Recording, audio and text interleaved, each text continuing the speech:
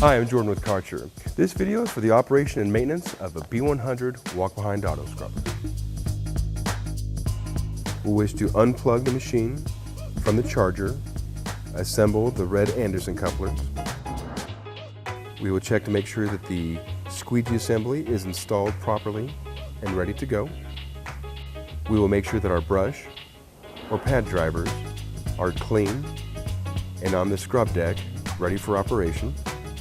We'll wish to make sure that we have plenty of fresh water and clean detergent for the task at hand and transport to the area to be cleaned.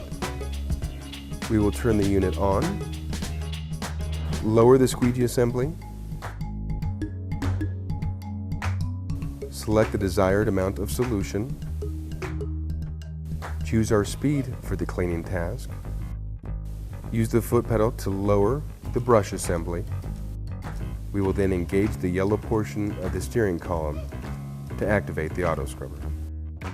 When done cleaning for the day, we'll wish to transport back to the area for cleaning and storage.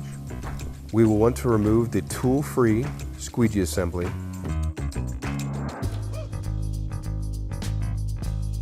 rinse and check the blades. We'll wish to take off the brush or pad drivers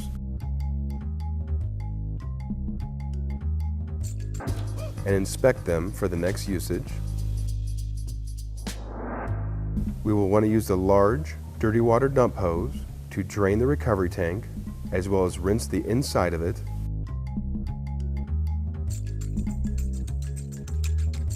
Leaving the top portion open so that tank can air dry. And if need be, unplug the red Anderson coupler and plug it into the charger so that it can recharge the batteries for the next operational day. Well, thank you for watching our video on the operations and maintenance of a B100 auto scrubber. And until next time, keep it clean.